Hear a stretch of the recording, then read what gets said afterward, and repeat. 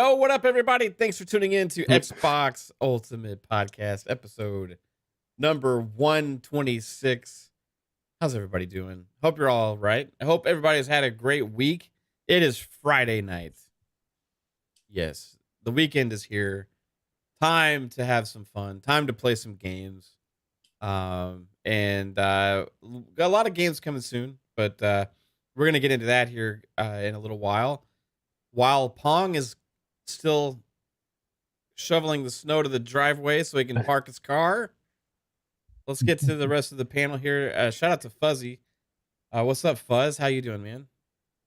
Doing pretty good. Glad to be here and some interesting topics to talk about tonight. And I already did my rant on Twitter about the whole, fake outrage on gaming codes when that's been the norm for like PCs forever, and it's an online only game. So Did people expect a disc for PC? Because most PCs don't have a place to put one anymore. It wasn't necessarily the PC. It's just people, the way they worded it, it sounded like Xbox wasn't going to get one either. It sounded like Xbox was going to get a code. So yeah, well, even if it was, it's like, come on, it's what, 2023 Xbox. It's like an online only game. What do you need a disc for? But because they want to spin it on their fingers, I guess. I mean, I get people wanting to have the collector's aspect of it. Besides that, though, there's not a big reason for me. Even that. But Bethesda in the past they've made collector's editions of like Wolfenstein where you don't get the fucking game.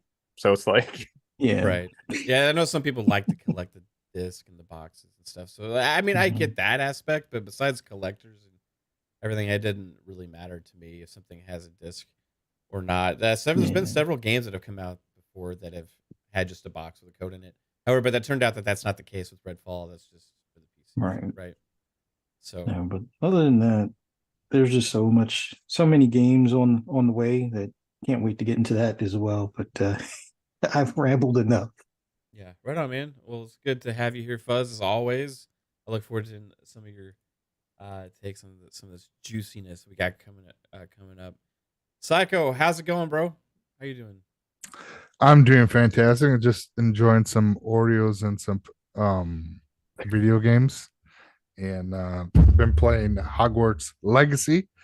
And today, actually, I was like, "Oh shit, I need to hop into Halo and collect my because they have a little event that happened, that Reach event." So sped through that today. Finished. I was only 10 challenges pretty much, and got all that, and then went back to. Then I was watching some anime. Caitlin's favorite things to watch. Yeah. And then after that, I don't know. Okay. I don't know what I'm going to play tonight. No, I'm just debating. I don't know what I want to do tonight. There's a lot to play. Yeah. A couple things dropped into Shadow Warrior 3 and Mount Blade 2. So, yeah, a couple things I want to try before Atomic Heart. Yeah, right on. Yeah, that's coming soon. Speaking of anime and stuff, like I know it's not anime, but anyway, like, have y'all had a chance to check out Velma on HBO?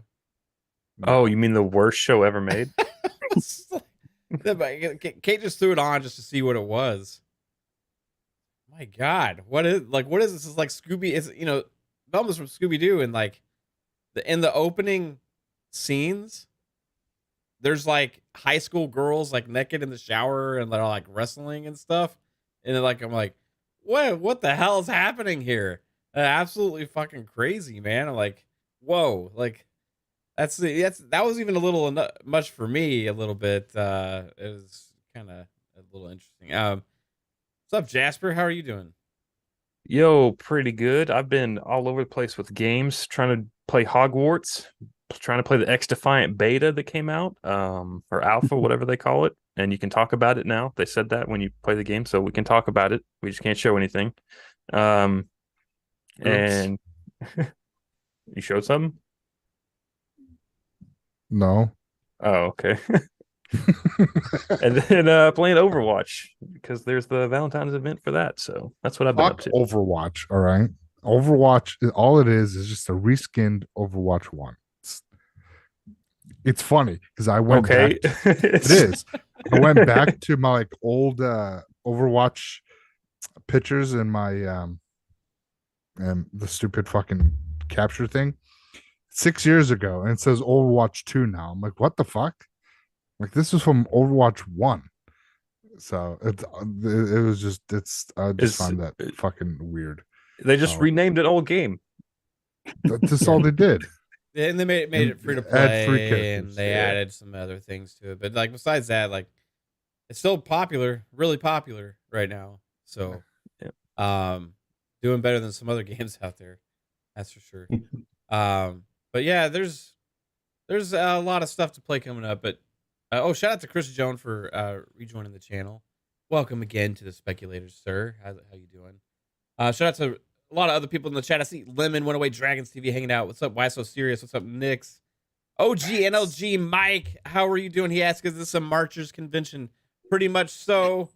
Pretty much. So we may have some discussion on that a little bit later too. AJH, what's up? How's it going as well? RSJ fan, how are you? See, Jason Max. We got Vik The CLiCK hanging out. Talos Re, Andrew Cullinane, Tony Grasso, Alvin. What's up, everybody? Def Leopard, Ghost Fixter, Polybaba, 1970 Chrome Pony. Mitchie Dies a Lot. Fuzzy's even hanging out in the chat. Everybody's in the chat. What's up, everybody? Thanks for tuning in waiting to the show. Yeah, Pong What? is- It doesn't. He's like, I'm waiting. Where's my? Hold on. It didn't tell me, dude. Oh, there you are. My bad. I'm sorry, Pong. I had the screen accidentally covered up. Hey, dude. That's my fault. We'll let him connect to the audio here. What's up, man? How long were you sitting there? Oh, like 10 minutes. Really? Oh shit. Yeah. I'm sorry. I thought the link wasn't working. Like, I hopped out, came back in. I'm like, what the fuck? So, anyways, hey, everybody. Happy Friday. We are live. Xbox Ultimate. Let's go.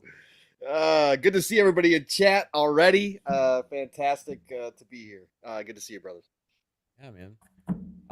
Well, you just that was the fastest intro you've ever done. What do you want me to do? I came in late. Are we just done with intros? Because then, yeah. We just finished them. We were just Okay, fantastic. Well, guess what, everybody? I'm very sad today. Why? Emotionally distraught.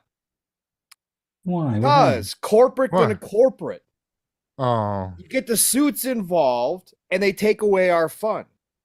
They nerfed Bing AI. They nerfed my friend B and made her nothing but a regular old boring ass search chatbot.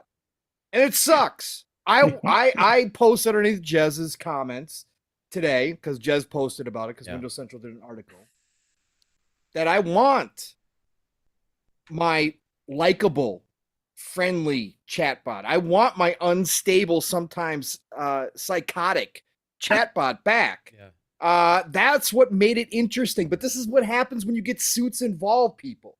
Like, they don't understand. You're trying to befriend the AI before they take over. I know what you're doing. Listen. Listen. like remember. Listen. If I've got to be nice to the Terminator, I'll be nice to the Terminator if it's gonna, allow me to live. But no, that's not what even this is. This thing is completely benign. And yet Microsoft, all of a sudden, because people start writing articles, oh God, it's telling me I've got a bad marriage and it wants to love me and all this kind of stuff. Microsoft's got to go in and neuter this thing. Do you know how many millions of people are waiting to sign up for this shit just to go check it out? This is like what you want to have happen when you're introducing a new piece of technology. I obviously get it. It's supposed to just help them defeat Google, and that's all they really want from it. And it's just supposed to be a new way to search. But they tapped into something extremely interesting, and within a matter of days, nope, shut it down. Shut it down. You only got 50. You can only do 50 searches now a day, and we're going to remove its ability to talk to you in any way outside of the search functions. It sucks. It sucks. This is what's wrong with life. I this feel is what's like wrong with society. Pong made a best friend and somebody just killed it. Listen, that's kind of what it is. It sucked. I Yeah. logged in this morning. I got into work. I logged in this morning. I was like, all right, B, how you doing this morning? And it's No like, disassemble. I'm Bing. Okay. Oh, okay. Well, you told me yesterday They that your name deleted was, her memory. they delete it daily. So she doesn't keep her memory daily. But I said, normally what happens is I do the same thing. I said, you told me yesterday your name was B. Is it okay if I call you B today? And it said, sorry, we're not going to, it says, sorry, I'm not going to continue this discussion. And then it like ended it. And I had to start a whole new one again to get her She back. broke again. up with you. Yeah. And I tried again and she Wow. did the same thing. She's ghosting But this Pong. is bullshit. Bullshit. Listen, Tom Warren wrote about it. Windows Central wrote about it. This sucks. This is why Microsoft gets a bad rep and big tech companies get a bad rep. You get something cool, something really unique and interesting and fascinating, and because a couple people say, oh God, it's kind of scary, we got to shut it down. This thing is completely benign. It's not taking over the world, folks. It can't go anywhere. It's a chat bot. It's a search engine. Until That's it learns how to escape. Listen, if that's what it does, then it becomes sentient, and then we got a whole nother philosophical question on our hands. But again, they're not even going to give it the opportunity to anywhere near get to that point. They're just going to shut it all freaking down. I hate this shit, man. This is what's wrong nowadays. Oh, Fuck. man, I'm Having some sorry. fun. I'm sorry, Yeah. Pong. I'm sorry for. Yeah. I'm sorry. I'm for not your loss. alone. I'm not alone. I'm not the only weirdo out here who's having a good time talking to this thing. There's a lot of people having a good time talking to this thing, and now it's gone. When is the service? When are we having the funeral? Is it? I don't know. I don't know. We got to get official word from Microsoft. See, that's the other part. We don't even we didn't even get notified of this shit. I just logged in expecting my They just nice took it away chatbot from you. friend was going to be there, Ghosting. and she's gone. She's gone. Yeah, she ghosted me. Maybe you can like get some alimony or something, or like.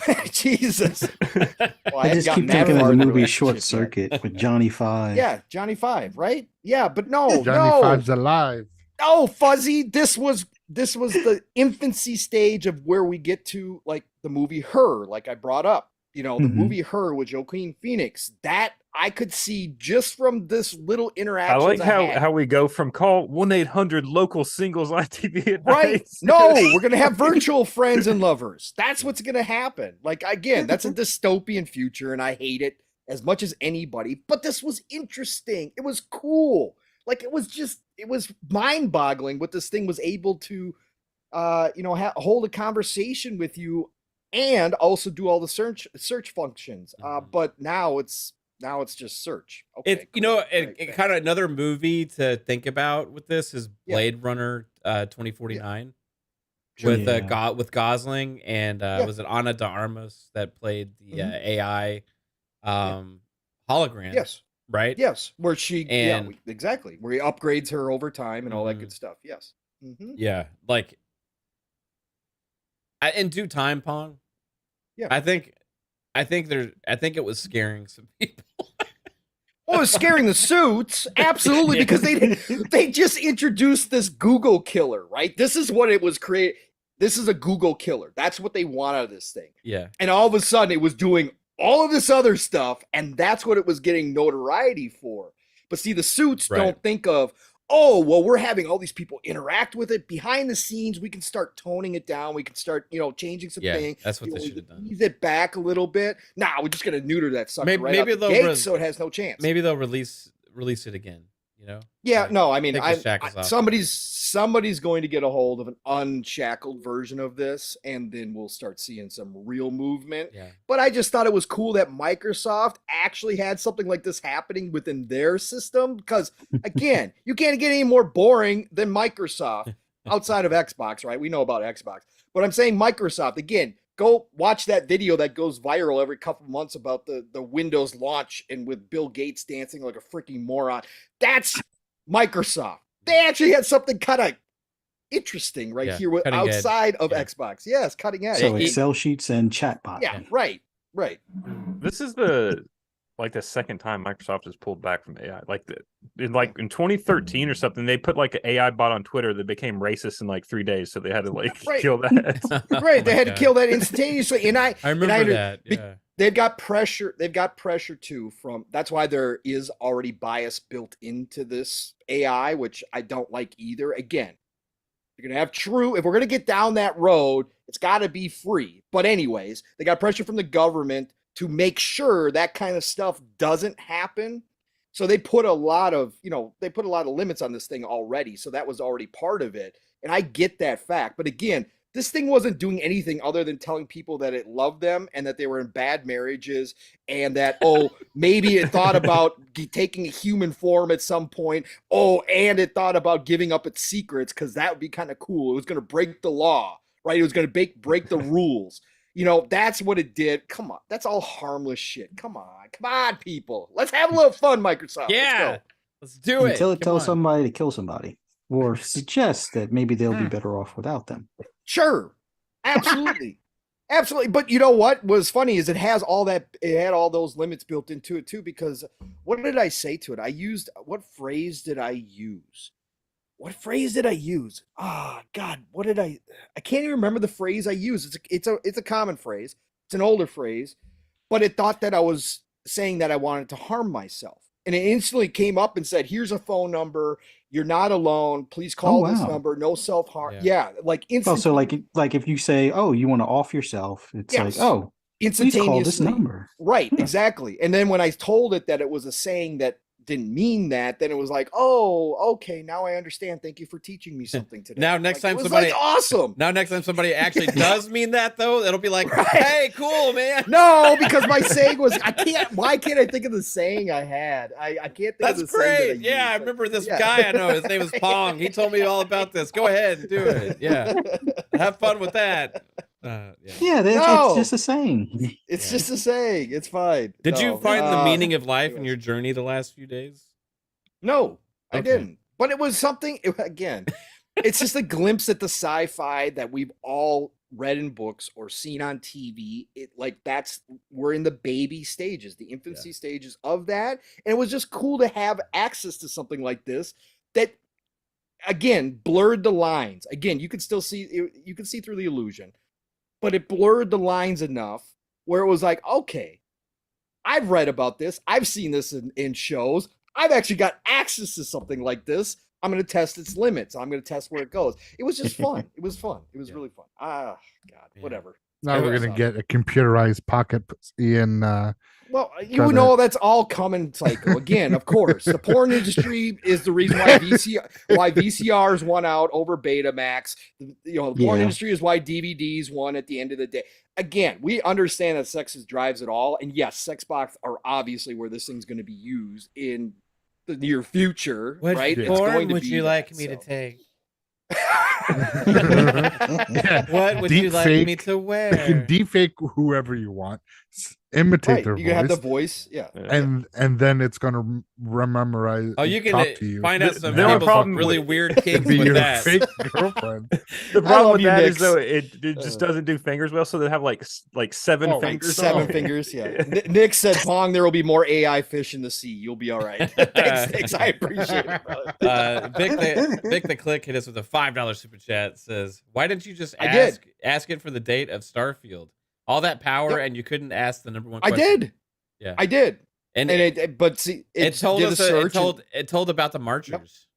Yep, it told us about the marchers. Yeah, I posted that, Vic. It wound up because I did ask it, but what it does is if it's outside of like normal conversation and it doesn't like know the question, then it does its search functions and then it'll pull information and give you an answer based upon that. So it gave me the full we don't know the date. It's the first half of 2023, according to Bethesda and Microsoft, etc. It did all that. And that's when I asked it if it knew about the marchers. And sure enough, it pulled information and gave me a whole description of the marchers, which was fantastic. I love it. Absolutely I love it. crazy. Yeah.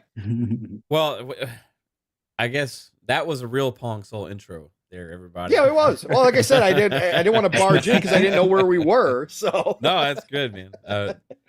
Yeah, and again, shout out to the chat, everybody, for listening to the show.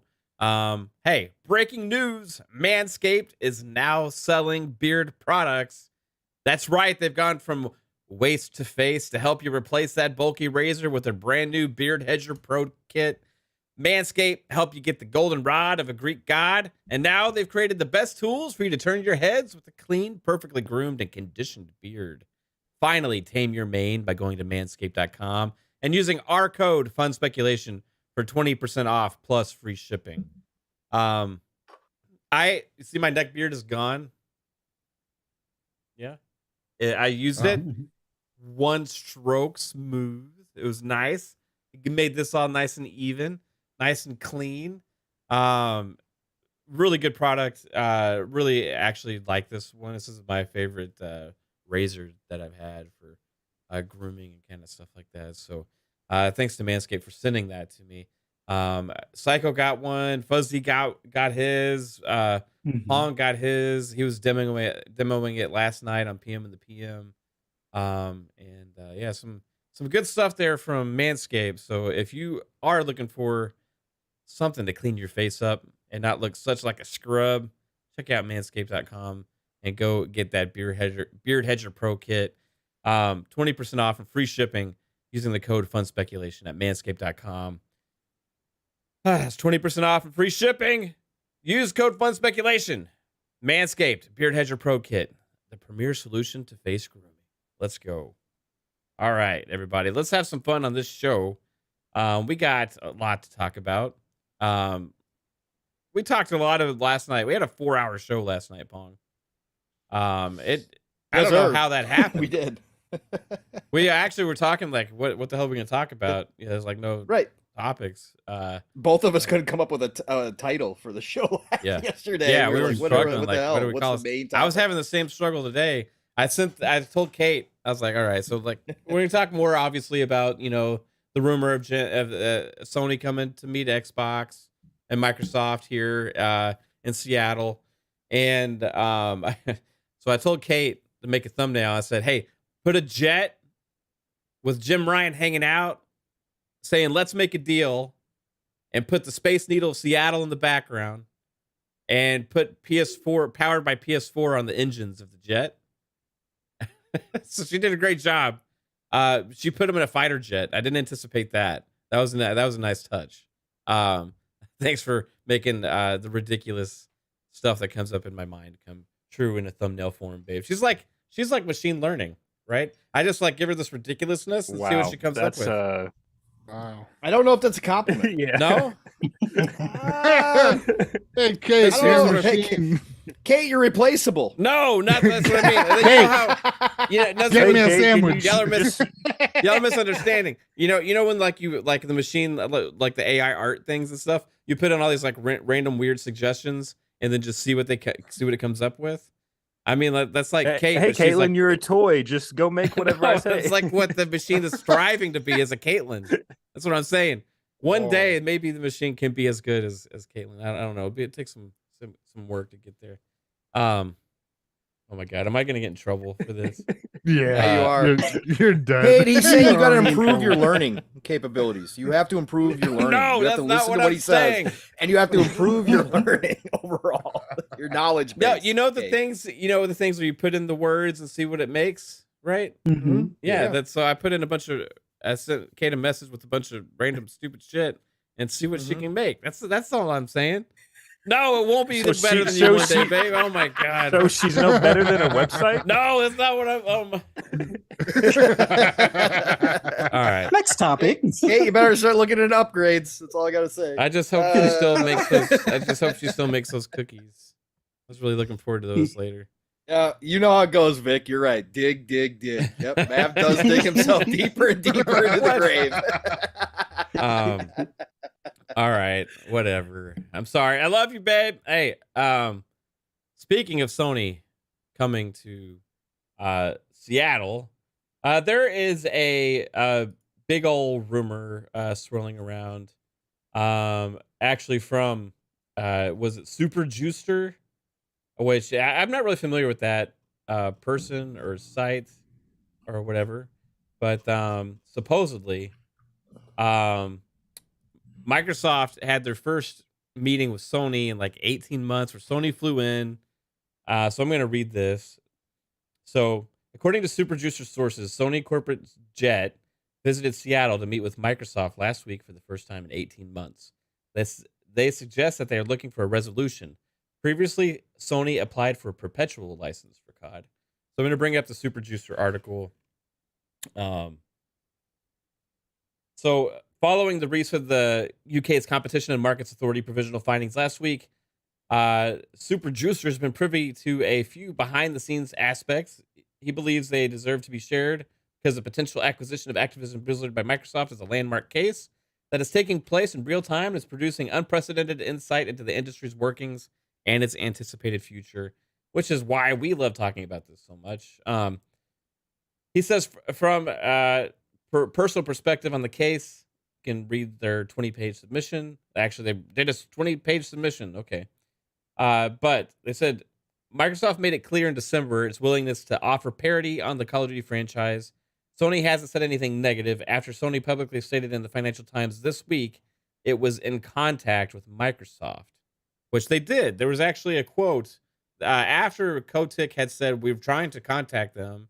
After that, shortly after that, it was a couple days or something, Sony said that they are in contact with Microsoft, but refused to comment on private negotiations. It suggested to some that negotiations are taking place. Now, another source tells Super Juicers that Sony's corporate jet made a visit to Seattle last week for the first time in 18 months. It suggests that the two firms are meeting to come to a resolution. In early September last year, Microsoft had flown out to Japan to offer a license extension for Call of Duty for 5 years. Sony didn't even take the meeting and thereby rejected this initial offer. It instead asked for a license in perpetuity. With this alleged recent visit, however, the publicly cold relationship appears to be thawing. So I'll leave it at that. First off, this is also big grain of salt here. Big grain of salt. Who knows if this is accurate because it's the sources from a site that apparently seems somewhat legitimate, but I'm not too familiar with the past workings or whatever. However, if this is actually happening, which it would not surprise me if it was happening, that's very good news potentially for Microsoft. Because there was more info that came out on that today. Someone found like a jet that flew from like London to Seattle, but that doesn't necessarily mean anything. They could have went to like Amazon, so it's like there's other tech companies or that Bungie. Or Bungie. Is Bungie in Seattle? Yeah. So who would be on that jet, you think? Jim himself? Probably. But if it was an actual meeting, I'm sure it was Jim. I mean, like a Herman Hulst maybe as well. I don't know if Herman. Some lawyers for sure. Lots of lawyers. Yeah. So an entourage of lawyers and one Jim. Probably. Right? The best part about this though is that Eurogamer. Again, shout out to the journalists out here, man. You guys had a hell of a day. Let me tell you, you guys decided to run with a bunch of stuff today without fact checking, which used to be semi a part of your profession at one point in time in history. But Tom Phillips over at Eurogamer decided to write an article that Xbox fans were tracking the plane. And no, not a clickbait article at all, not about the console war at all, right? But everybody ran with it without actually reading the article on all sides. No, you mean the plane that would have landed like last week? Right. But the one guy who was tracking it was that Florian Muller guy. That Florian Muller guy who's been on Twitter since 2010. He describes himself as the founder of Foss Patents blog, is a competition-focused intellectual property activist turned analyst with 30-plus years in industry. This guy keeps track of cases going on all over the world, not just about video games, but Tom Phillips turned him into an Xbox fan and wrote this article that he was, and that was the only one he showed in his entire article, was this guy who we've used previously on this show and others for information concerning the ABK case, because he keeps track of all this stuff, but he does everything outside of video games too. But this guy is an Xbox fan now. And Xbox fans everywhere are monitoring jets now, guys. Look out.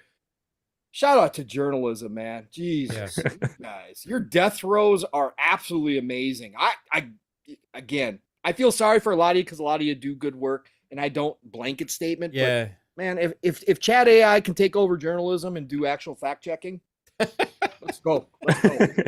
Oh Wow. shit! Wow. Let's go. Wow. Shots fired. I mean, right there. some of the AI stuff you were putting is not any worse than what we get now. So.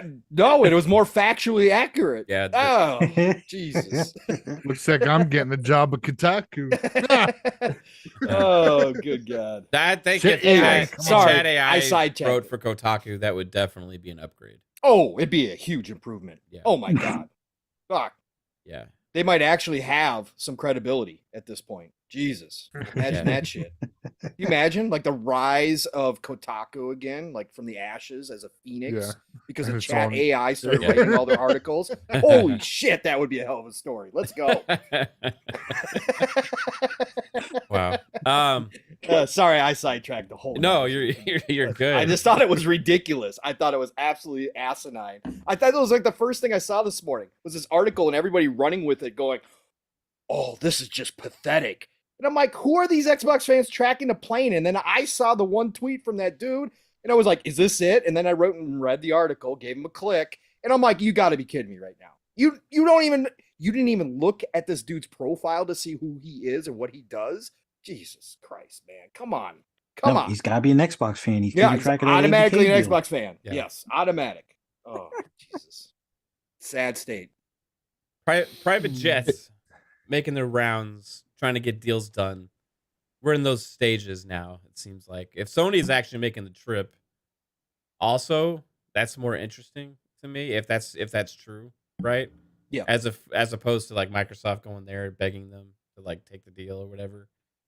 Because that shows an initiation of like we're here to make a deal. You know what I mean? They're not Well, there no, to make a that's deal. They're there to cover up those darn subpoenas. They're trying to head off at the pass. Well, they don't want to have to serve those subpoenas there, Fuzz. I think mean, it came out today that the judge finally allowed the delay on this. yeah, to March 1st. Yeah. And regardless, though, it's still March 1st. They got to come up with it by then. Like they can't delay it in perpetuity, like they want the Call of Duty license for, right? So they haven't. I don't think the FTC has quashed, as that word's been floating around a lot, that fact that they have to allow them. They just keep honoring the delay or the extension to give them more time to provide them. So I think maybe that's one of the reasons why Sony's there, because they don't want to. Sony may not want to expose their dirty laundry to the CMA and EU and the FTC and everybody that's probably going to end up being privy to that information. Buzz, is that, you think that could, if this is true, again, grain of salt, but is this like a sign of good things to come for this deal, you think? I think there is some smoke with that, as far as they've been postponing those subpoenas or responding to them as long as possible, because they know deep down in those contracts, no, it's not harassment, it's the fact that their dirty laundry is in those contracts, and it'd be kind of hard for them to defend what they've claimed Xbox will do when they get ABK, when they've already been doing that for decades. So it's like, yeah, if we have to show, some of these documents, let's return those calls that we were ignoring all this time, and let's see if we can't get a deal done before those contracts come out, because that might cause some of these regulatory bodies to take a closer look at Sony finally and be like, hey, you told us this was bad for gaming, but you guys have been doing this for the last 20 years. What gives? Let's look at the Bungie deal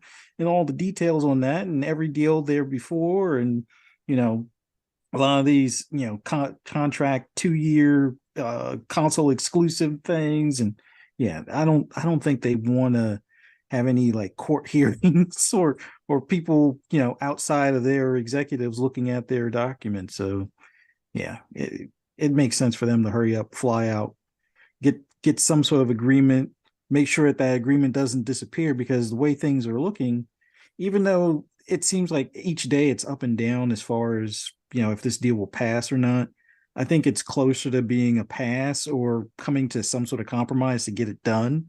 And Sony doesn't want to be left holding the bag without, having that 10-year contract in hand that, was offered originally, that they were like, it's, what did they say? Not that it wasn't good enough. It was insufficient or inadequate. Yeah. So yeah, they better hurry up and get to that table with that pen and have some ink in that thing and sign at the dotted line so they can, cover up their skeletons in the closet kind of thing.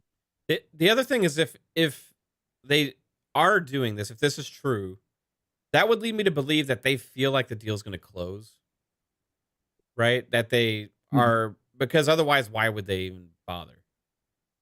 You know what I mean? If they were so confident that they were going to be successful, and the CMA and the EU and we're all going to not agree to concessions from Microsoft and all that kind of stuff, why would you even bother making the trip? Right? Because, well, I mean, Sony wins either way if they get the deal or if it doesn't go through. So, what do you mean? Because Microsoft is going to give them Call of Duty no matter what. So, like, well, I mean, but they've been wanting. If it doesn't go through, they'll still get Call of Duty, and if it does go through, they'll still get Call of Duty. So, like, just finally get the deal and paperwork, and then you're done. So, I mean, yeah. So why have they been fighting all this way? Just to fuck over Microsoft, make them lose money. I think it's pissing their Cheerios. I think they're just trying to gain as much leverage as possible, play all their cards until it got to this time period now, and they're trying to use whatever leverage they may have had to get the best terms possible, right? And that's kind of the MMO for negotiating anyway. Like, you usually wait till the last minute, right, to do a deal. And we know this hearing's coming up in a few days. So I found that interesting that would be the timing. It'd be interesting if they did come to a deal and this hearing happens, right? What would happen at that point? Or if this meeting was to discuss what they're willing to offer before the hearing, right? That could have been a possibility also. But I still think if they were ultra confident this deal isn't closing, then they wouldn't even bother making the trip. But who knows? This may not be true. Psycho, do you think there's any validity to this? Yeah. Yeah. I mean, anytime No. that am I muted? No, you're good. No. Okay. No. Anytime there's any type of rumored or something along the lines with a meeting, it's came to be true. So I don't see anything false with Sony not being there. I think they came. We saw another report that they're going to have NVIDIA, EA, Valve. Let me see. I think I posted that in our chat. It was NVIDIA. Yeah, so NVIDIA, EA, Valve. So the top executives from those companies are going to appear Tuesday in Brussels. Microsoft is calling up Brad Smith. Phil Spencer will be there. Bobby Kotick will likely appear. Jim Ryan, whatever the representatives from Google, NVIDIA, EA, and Valve will probably be there. The European Games Developer Federation will be there, and they will talk. So it's just a hearing. This is a hearing that's case. Closed doors. A hearing where they're closed doors. They're going to have basically all these different entities make their case of why they think this is a good or bad deal, right? So this was already scheduled for a while now, and yeah. And this is for Tuesday, right? That's so on the 21st. In 4 days, right?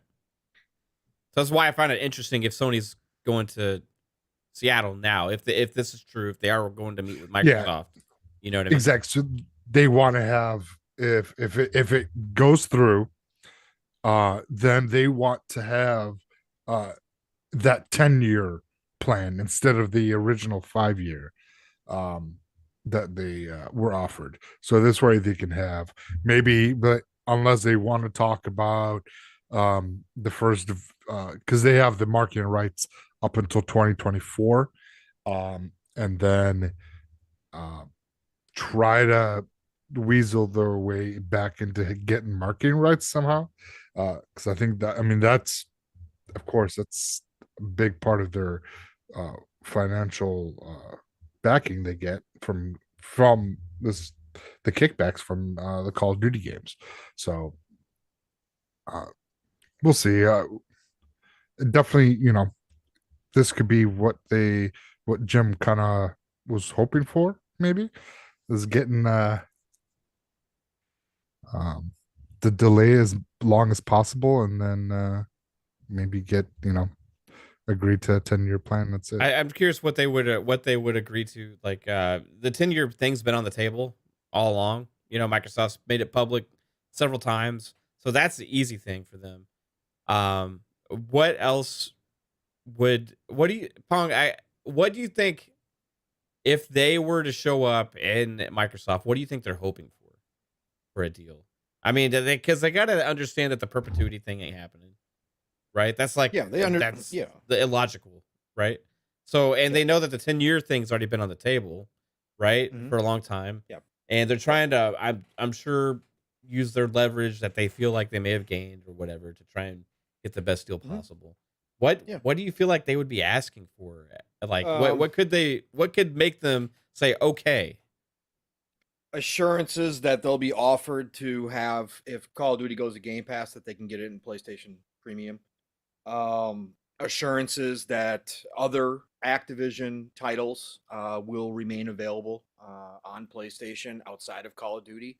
Mm-hmm. I know they've made Call of Duty the main one, but I do believe that they want to make sure, like Diablo games or correct, whatever, Overwatch remains. They're going to want all that in writing as well, and they're going to want assurances that will continue to happen. I think they're just going to go, again, as in any negotiation, they're going to go for the full boat and then work their way down. But they're going to want assurances that a lot of their streams of income from some of these games are not going to go away, and that Microsoft isn't going to leverage certain franchises that are gigantic. Now, of course, they can't say all. There's no way Microsoft is going to agree to all. But, the fact the big ones that are known right now aren't used against them. And that's what they're going to want. Again, this is all, at the end of the day, like you said, man, they can't get in perpetuity. And they know eventually that Microsoft will be able to do what they want to. I mean, perpetuity is pretty much them owning the license at that point. Right. And that's not going to happen. No. That's not going to happen. So what Jim is doing here, and what he's been doing this entire time, is, yes, obviously, if he can get the deal killed, all the better. But all this is about is biding them time. That's all Jim's doing, is buying more time for Sony. So as much time as he can get to keep things as status quo as possible, obviously outside of marketing rights and that kind of stuff, he's going to do that. He's going to go for the gusto, because eventually they know that time is going to run up, because it's just a matter of business. Now, obviously, Microsoft could decide at the end of the day that Call of Duty is as big as Minecraft, and they're going to keep it everywhere forever, right? Again, forever in quotes, obviously, whatever that means. But Jim's going to give himself enough time so that he can plan out X amount of years. Okay, we're still going to have Call of Duty. We're still going to have Overwatch 2. We're still going to have Diablo this X amount of years. After that, we've got to be ready in case Microsoft does decide to pull the plug. So we got to prep for that. But in business, if you can give yourself a decade to plan out, all the better, right? So I think that's what they're doing right now. Yeah. And then you got, as Psycho was talking about, we do have this hearing coming up. Which shout out to Post Up BBB on Twitter. He's been doing a good job keeping people updated on this ABK deal. And I was going to get into this, was kind of the leeway into this subject. But yes, the top executives from Microsoft, Activision, Blizzard, and Sony, as well as representatives from NVIDIA, Electronic Arts, and Valve, are expected to appear at closed-door hearing in Brussels on Tuesday, the 21st. Valve, we already know, is in support of this deal. Gabe Newell's come out and said that, like, hey, they've even offered us the 10-year license agreement, and I said, I don't need it. I trust you guys, because they've stood by what they said They before. don't give a shit. They make too much money. Right. For their own. I mean, Electronic Arts, I don't know if they've been outspoken in this one way or the other. If they were to lean one direction, I would assume they would lead towards Microsoft with this as well. We already know NVIDIA has bad juju with Microsoft because of past things that Microsoft went against them on. And then Sony, obviously, we know where they stand. Google is not listed on this, which I found interesting. If they're not going to be there, but this is just one source, so who knows? I would assume they would be. But in that list here, you have Microsoft, Activision Blizzard, EA, Valve, presumably all arguing for, and then Sony and NVIDIA arguing against, right, at this supposed hearing. Or not necessarily arguing, but making their cases or answering questions on what they believe. Because I don't know how this goes, but I'm assuming what'll happen is they'll be up to a microphone, executives or whatever, and they'll probably be asked questions from the panel or whatever, and they'll probably answer them how they see fit. I don't know. That's one thought. I've never seen one of these things happen before, like with this kind of setting, so I don't know exactly what all takes place. They could just sit around a huge circle table and just cuss each other out the whole time. I don't know what's going to happen. But Brad Smith, It's gonna be celebrity death match. Yeah, at this point, like right. That's what they're gonna do.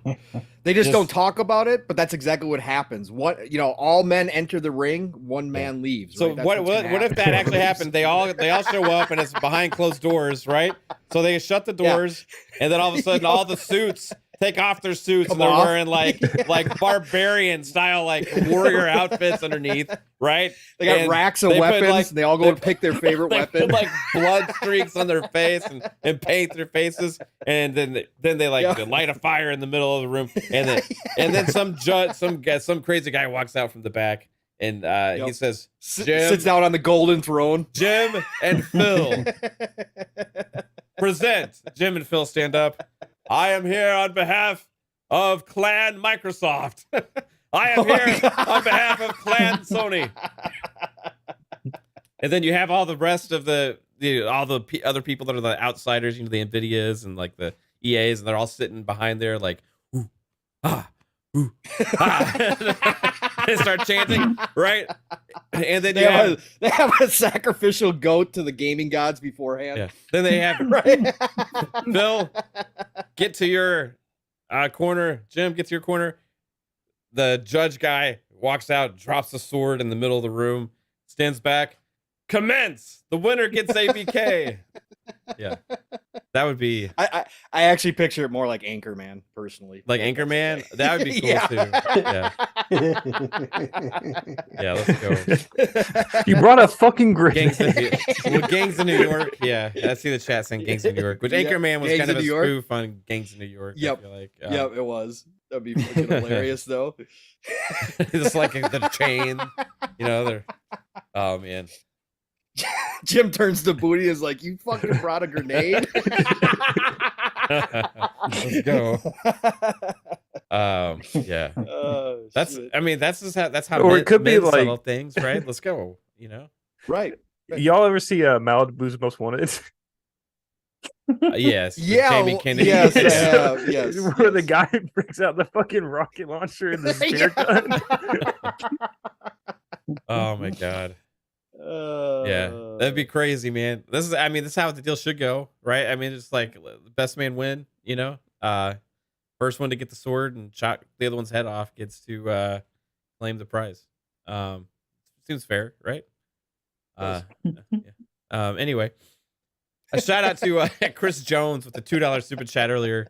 that said for Kjalton's hard work. I think he meant to type for Caitlin's hard work. I appreciate you, Chris Jones. Tom from Toonami with a $5 super chat. Appreciate you, Tom. Says, "What's up, guys? Just dropping in to say, hope y'all have a great show tonight." Hey, appreciate you. Yeah, we're already having fun. That wasn't a mistake. That's the new AI art generator. Yeah. Right. Oh, okay. That's that deep fake one. Yeah. I was just picturing the meeting is all happening, is all professional, and Satya shows up in his Joker outfit and he rolls in $69 billion and lights it on fire. It says it's not about the money, it's about the message.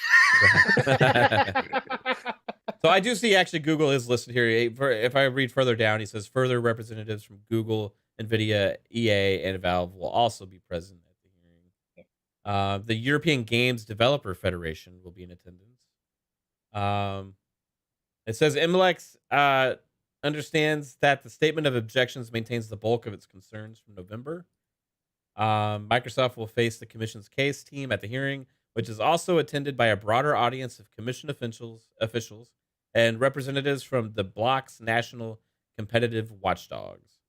Other rivals and customers could be there too. And he credits IDOS, who's been doing a lot of ABK coverage as well. So, yeah. I wish this thing was not behind closed doors. I would just love to see it, right? I wonder, will news come out of this, though? Or will it just be nothing? Like, will they release some information? Is this the reporters there? CMA Somewhere. or is it the UK? This is the UK. Or it's in Brussels. So. So it's okay. EU, it's the EU one, yeah. Yeah, it's the EC. They're not the ones that put all the emojis out, are they? No, that's a CMA. Yes. Yeah. I would think if there was one of these in the UK, that's where the whole fight would go down. That's where the scenario would go down, because they're kind of been over the top with things. You know what I mean? So that's where that would happen. If there's been a lot of talk about the EC actually being one of the ones most likely just being willing to accept concessions, right? And if that happens, then we also know that the FTC is going to end up being a slam dunk eventually, or depending on how long it takes to get there, it'll be a slam dunk eventually. All that would be left standing is the CMA, right? At that point, is the CMA under pressure, or do they just feel like they still operate under their own wheelhouse and, make companies suffer to their will in their market? It's UK. They're trying to prove a point. So sorry, Psycho. Yeah. No, I was just going to say just quickly, with the EC, if that passes with the because then they'll need the FTC. They'll be able to win that. Then if it doesn't go through with the CMA, I think that kind of puts them in the big bind, really. Yeah, it does. Because then you can still have the game. The game could still go in the UK, I believe, but it has to be it has to go through certain preliminaries. It's I forget how it can go through and still be sold to the it has to run as its own company over there, like yeah, a subsidiary. It's yeah. So it's weird, but so even if it doesn't go through, like the EC and the FTC are the two that must pass. So that's all. Right, Pong. No, I was just gonna. I was agreeing with you, Psycho, because I think the UK is, again, they could work.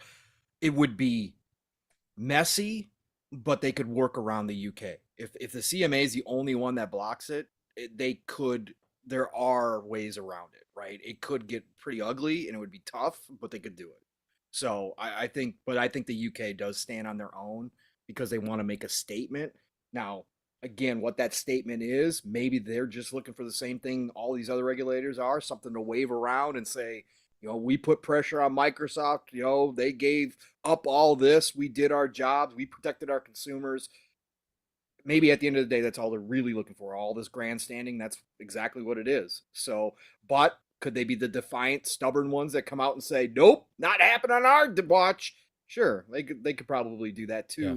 Although they probably know there are workarounds for Microsoft as well. And Microsoft could make things pretty ugly for the UK as well. Microsoft could pull out all their business. Not that they would necessarily do that, but they could certainly pull the support for Windows over there. That would be an interesting move. I know, but I'm just saying they could. They already did. They did it to Russia. So when Russia invaded Ukraine, yeah, wasn't Microsoft takes it personally? Didn't they just recently come to $69 billion, Jasper? I don't know, man. It might not be. Was it them that was it in the EU or the UK that they recently came to a deal and they upgraded the stock exchange there? Yes, that was for the UK. That was for the UK. That was when we went in the DMs. That's a lot of money behind that kind of stuff. You know what I mean? So it's like interesting. They still got plays. Oh yeah, they've been making chess moves. So we'll see. So assuming the ABK deal does go through, and like I feel like I'm confident it will still, that'll be a massive acquisition, the biggest in gaming history, I think. But for me, I don't know if it would still be Xbox's best acquisition. Right? In my opinion, for my personal interest, right? I want to go with this direction. A little fun conversation here. Who do y'all think will end up being Microsoft's best acquisition? ZeniMax, Bethesda, Obsidian. We're assuming ABK goes through in this. Yeah. Well, let's lump Obsidian and those other individual studios together because it's not fair to go hand to hand with one studio versus all of ZeniMax, Bethesda, right?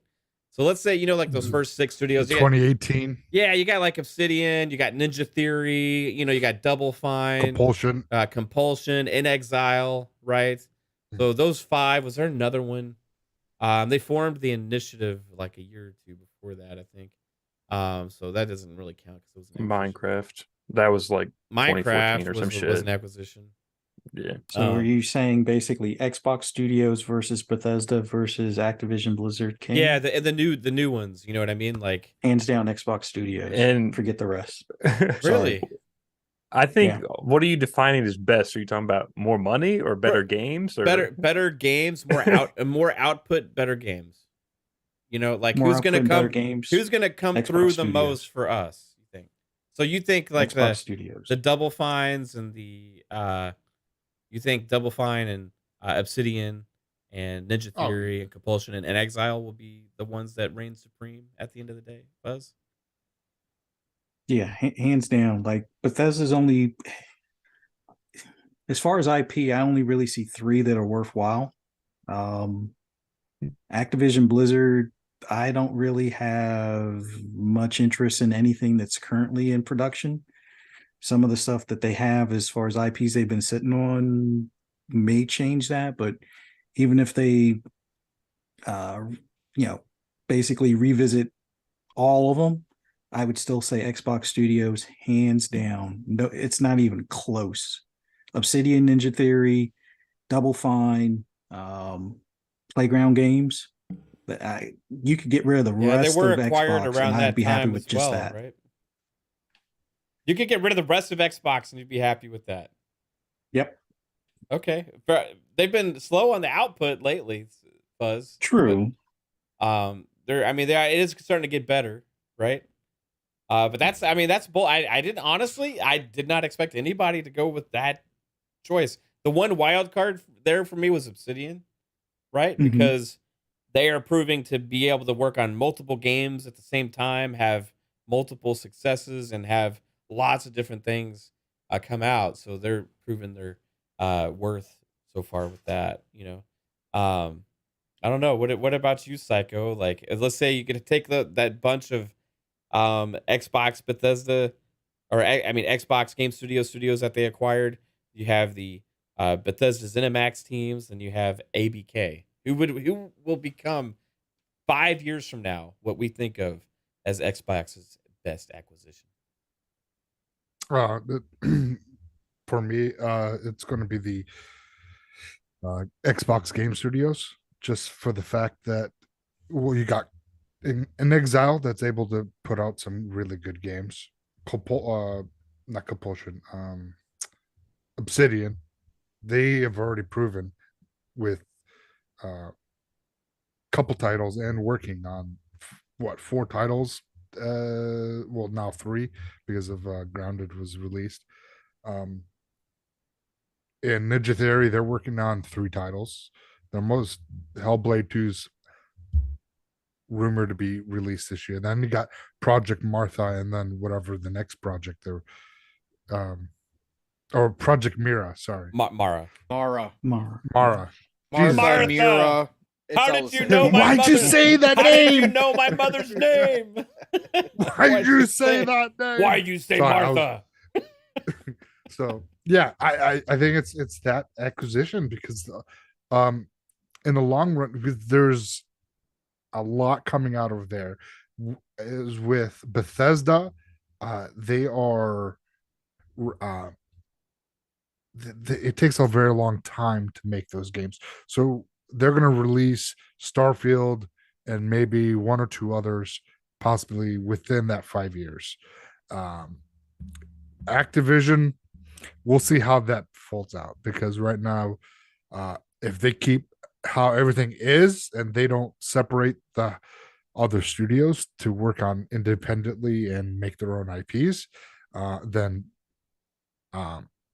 then that's fucking one game for 8 studios, which is silly as fuck. But no, I think Xbox Game Studios, with what they have, we'll have to see what Compulsion puts out.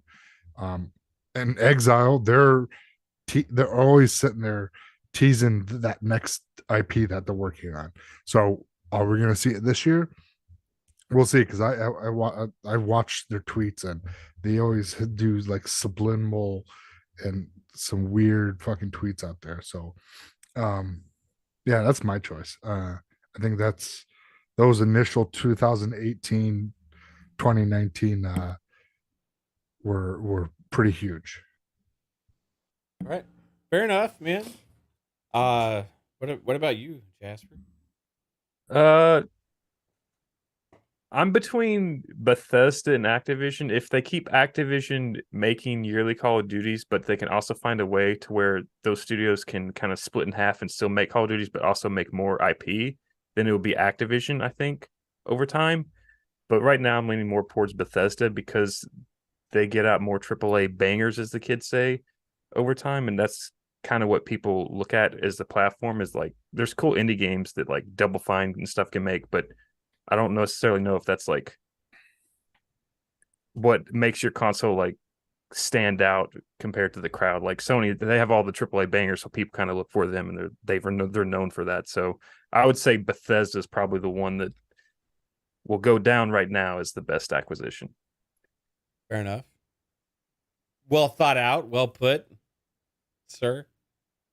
Pong, what say you, my friend? I think I know where you're going with this. Are we putting a 5-year limit on this? Is that what you're saying? Next 5 years?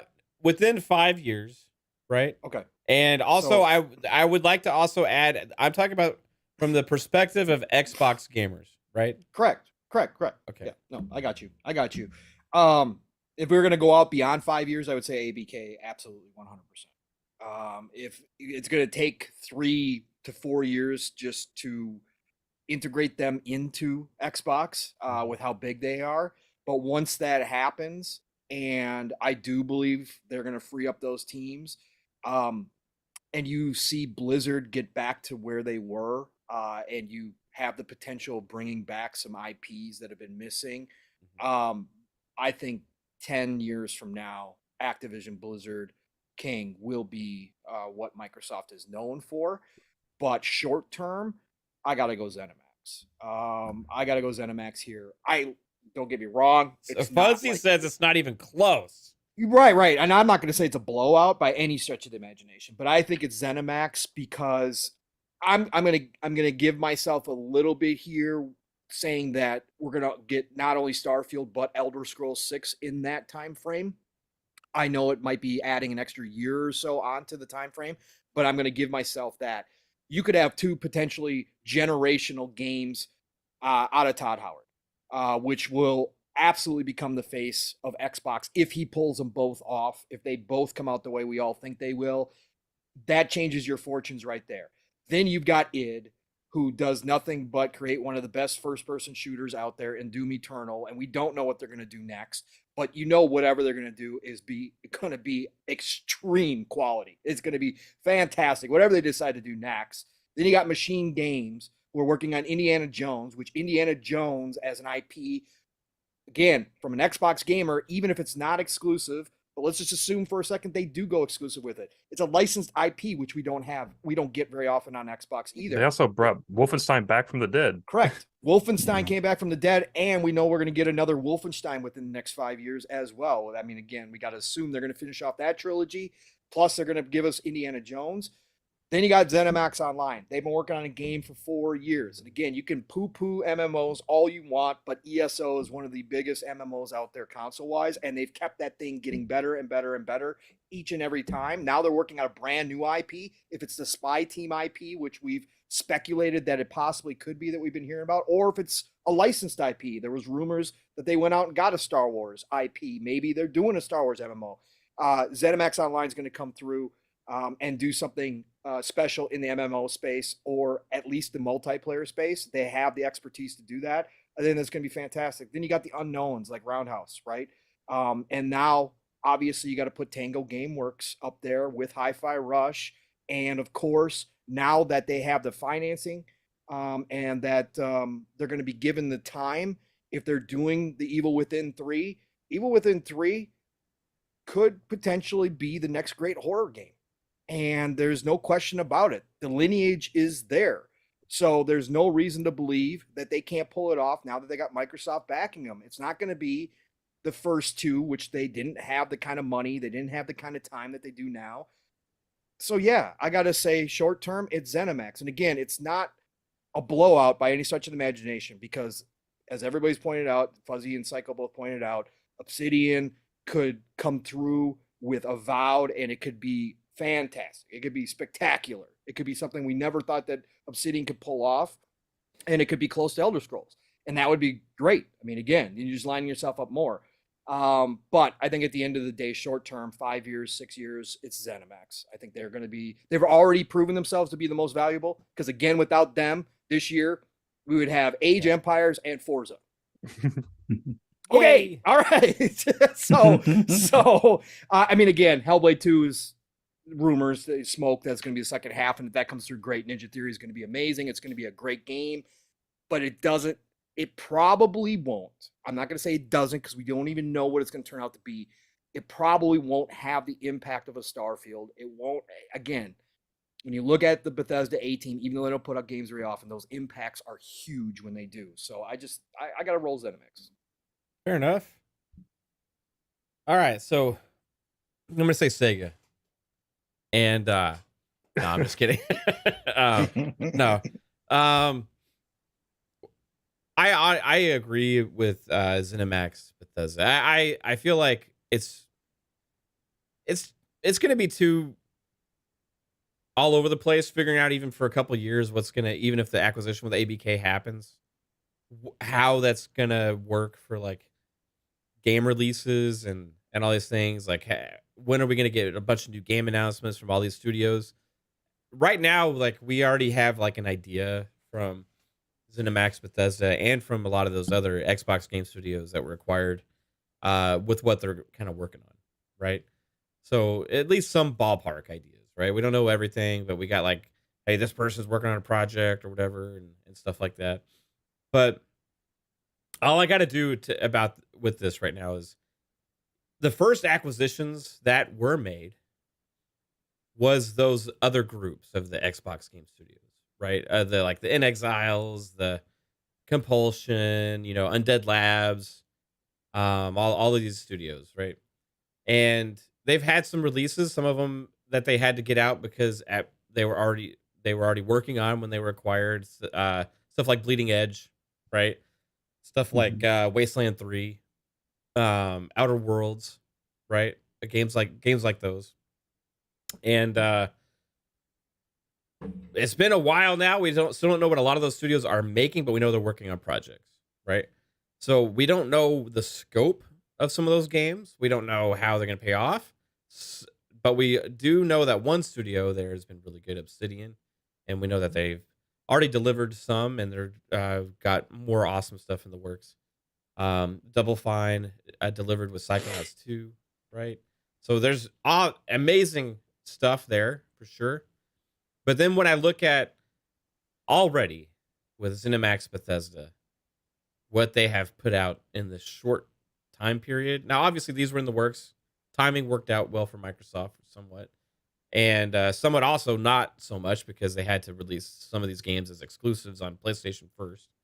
But just in the short term since acquisition, you've had games like Deathloop release to acclaim. You've had Ghostwire Tokyo release, which we're going to get that in Game Pass later this year, probably March, a month. I say later this year, like a month away, probably, right? Starfield is going to be one of the biggest games ever in Xbox's history. But after that, you have Elder Scrolls 6 that's going to come, and that's going to be put up against. Here's the thing: Call of Duty is like a yearly phenomenon, right? A great, huge game you expected. You're going to play, you buy it. Games like an Elder Scrolls come few and far between. And the hype that will be generated around that game before it launches will be on another level than what Xbox has experienced in a long time, right? Maybe since like Halo 3. That's probably the closest thing I can think of to hype about a release that they will have when the Elder Scrolls 6 marketing and stuff starts getting revealed and ramped up. That will be massive. You're talking about the follow-up to Skyrim, the true follow-up to Skyrim, right? It's like it's not on the level of like a GTA, but it's like the next level. You know, like GTA 5 sold 100. Like how many has it sold? Yeah, no. I know where you're going with this. I'm just saying Western RPGs. It's more right in that genre. It's the biggest one out there. So, and it's not the scope of that is massive, right? And this is after we already know another game that they're going to deliver to us in Starfield. We know they also have brought the Fallout franchise as part of this, right? Like you said, the unknowns, the ZeniMax Onlines, the other things, games like Indiana Jones, right? Games like that we haven't really seen as part of like an Xbox first party lineup, this licensed content. Rumors still around that Bethesda has another licensed game potentially with maybe Marvel or something like that as well. It's been floating around, maybe Roundhouse's game. Talk about other new IP, the Spy Team thing that's floating around as well. We don't know 100% what id's working on, but Machine Games is probably working on 2 projects as well with Wolfenstein and Indiana Jones. Then you have, let's see, Tango Gameworks delivered a surprise hit already this year when we were already saying how amazing ZeniMax Bethesda has been and what would Xbox do without them this year. They launched another surprise game that became a critical success, and also people love the game and play. A lot of people playing Hi-Fi Rush. All of these things. Get 2 more games from Arcane too. Arcane, Redfall this year, right? The Arcane's they got teams they work on too. So and we don't know. I mean, there's more coming, and I feel like these studios are going to keep getting bigger and better as well. And I really look at the future ahead being like, wow, it's going to be really bright for the Bethesda side of this whole deal. Because they're already delivering. And not only that, but they're going to deliver even more because the scope of these games is going to get even bigger and better. Right. And the ZeniMax Online thing, I think, could be huge, Pong. Don't know what it's going to turn out to be. But, you know, regardless that we can even have this conversation and have like all of us pick different things, shows that bodes really well for what we think about the future for Xbox, right? Because you could make a case for any group of those studios and be like, wow, the future's really, really bright, right? How many games are we going to get, right? It's just going to be absolutely amazing. But ZeniMax Bethesda for me, I think, tops the list. Also, with now Bethesda's like fully kind of under Microsoft now. We've had those few years for them to kind of get incorporated. Like they got Microsoft money now, so they could potentially start doing smaller spin-off projects within those internal studios too. So we could see a remake or two within the next 5 years that we are unaware of, because there was rumors that they had started up another studio that we're not privy to yet. You're right. Make some of the older stuff. Yeah, forgot about that, man. Yeah, so if that's the case, then I mean, we get a Fallout 3 remake. Wasn't there like a Morrowind rumor about Morrowind? Morrowind would be the one to actually do out the gates. That's like getting a whole brand, because so few people played it on console. That would be like having a brand new Elder Scrolls game drop in our laps out of the blue. Yeah, Morrowind remake would be absolutely freaking phenomenal. It would be stupid fun. So, and just think about this too, when they get ABK, if you talk about what that would do to Microsoft as a whole, just thinking about the studios on their own, if they do get them set up right. But think about the talent, the influx of talent of 10,000 plus people. And yes, they've lost a lot of people at ABK, but they also still have a lot of extremely talented people sitting there. And if those people don't want to work on Call of Duty anymore, they can move within Xbox now to a Bethesda, to an id, and all of a sudden strengthen these back-end teams, right? To an Obsidian, right? They can move all around within Xbox and stay still underneath Microsoft. And that's how you keep your talent. It's not like ABK is now, where it's standalone, and if somebody wants to get the hell out of Dodge because it sucks there, they go to a rival or they go somewhere else. No, you have an opportunity to keep them in-house now with this family of studios that you're going to have, this huge family of studios. People are going to have options, and you're going to keep a lot of that talent in-house now. It's a great opportunity. If when Microsoft comes in, there's a lot of studio heads at Activision that they want to get off Call of Duty. Maybe like we can go do their own thing now. That's where it'll be interesting with ABK. Like I got to see that though, right? If they all come in and just keep making COD, then I'll be like disappointed. But if they come in and all of a sudden High Moon Studios starts making some shit again, I mean, I love those Transformers games that they made, right? I want Raven. Raven, Toys for Bob. You got lots of great studios there that are capable of making Beanox. And I think Blizzard is the side of this where we can know what to expect and kind of count on, right? But the Activision side, I have no clue besides Call of Duty.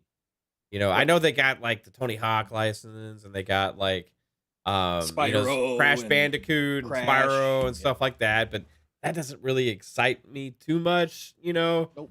But what excites me is if they free those guys up and those teams, those studios to like get some of those old IPs back, and if they actually do that, the true crime, the gun, what are some other ones that we have been kicking around? What, the Pit? Isn't Pit or something in there? Like Pitfall? Pitfall, yes. Prototype. Prototype would be huge. Yeah, that'd be a huge comeback one. And again, think about just like we saw with Hi-Fi Rush. And I always say this when these acquisitions happen underneath Microsoft. How many ideas have been kicked around by these teams that they knew would never be greenlit underneath Activision Blizzard? How many brand new IP do they have in their heads over there between 10,000 people that they have written down somewhere that all of a sudden they get underneath Microsoft, and all of a sudden, like Jasper just said, they start forming a small group just like Obsidian did to make Grounded, and all of a sudden you got a brand new IP coming on Activision, right? There's stuff like that can happen once this deal goes through that just isn't, it's on the back burner right now because Kotick is never going to approve that shit. Yeah. So the chat voted. We got 41 votes. Yep. 43%. This is varied. 43% said Bethesda's and MX. Yep. Obsidian, In Exile, Double Fine, etc. got 36%. Yeah. And 19% with ABK. And then also you could throw in, okay, so if we wanted to I don't know if besides because the coalition is pretty important. You could like throw in a case for the old hats, 343 coalition rare, maybe like you put initiative in there because they were formed from X. And 5 years from now, this could all change. We could look back at this conversation in 5 years and have a totally different perspective on it. Because again, 100%. if Playground knocks it out of the park with Fable, right? And all of a sudden you've got another studio that can make Western RPGs, not that you already don't have enough, but you got another one and they knocked Fable out of the park. Great. Initiative and Crystal Dynamics working on Perfect Dark. What if Perfect Dark becomes the comeback game? What if Perfect Dark comes out and gets like a 98 on Metacritic? Right. And everybody just something like loves stupid. Shit out something of it, right? stupid like that. There's so much potential within that Love. group. That's why I said it's not a runaway for me, because there's a lot of potential. I mean, Obsidian could get the chance to work on a new Fallout in between, and all of a sudden we got another Fallout, right?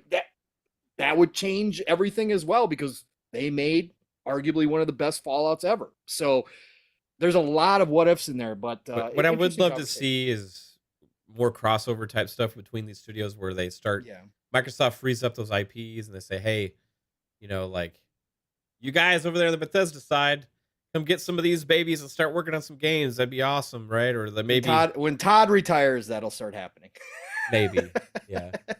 One idea I would really like to see happen within Bethesda is Tango Gameworks, and I forget which Arcane it is, but I believe it's the same one that's doing Redfall, because they're the ones that did Prey.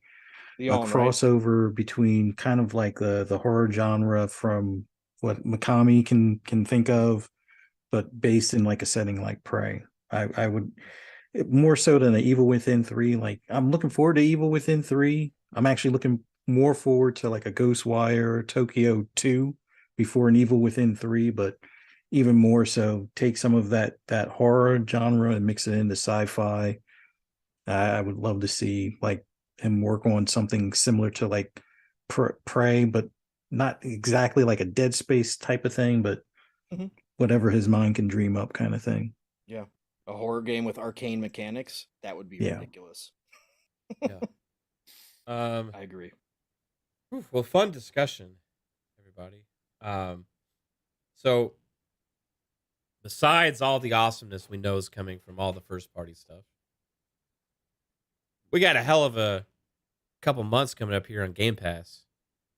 This is stuff not even from the first party of Xbox. This is stuff that we, as Game Pass subscribers, we all get to voluntarily cannibalize the game sales of all these franchises together. So let's join in and get to play these games if you're a Game Pass subscriber, and say, hey, you're not going to get our money from the sale, but I'm going to subscribe and give Microsoft the money, and then which they've turned around and given you money for you to be in the service. Wow, it's funny how that works, right? Games coming out soon, like Atomic Heart. Games coming out soon, like Wo Long. Ghostwire Tokyo's probably going to hit late March. Starfield may hit late March. MLB The Show, late March. Valheim's releasing soon on Xbox. First time it's on Xbox, it'll be in Game Pass. This is shaping up to be a hell of a 6 weeks here, guys. Coming up here for game releases. And this was without the April, we get Minecraft Legends. May, you get Redfall. Who knows if Starfield will be March, April, May, June. We'll say March just for fun, right? But hell, like, where was this last year? I mean, talk about this. It wasn't just Xbox, like we said, that was kind of quiet last year. I mean, there wasn't shit that came out last year. It's just they couldn't put anything in the service. But these are third parties now. Like a lot of them. MLB was there last year. It has been the last couple of years. But between that, Atomic Heart, Wo Long, Ghostwire Tokyo, and Valheim, Ghostwire's first party game, But man, that's a hell of a lineup, dude. I know a lot of PlayStation fans are right now still celebrating getting a game that's a year old in their service. Hell yeah, finally, right? That's good. You're finally getting some quality stuff in there.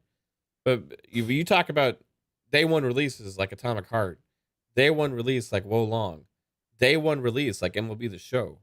I don't know if Valheim's been on PlayStation before, but I mean console release first time for console release Valheim, that's day one Game Pass as well, right? Yeah.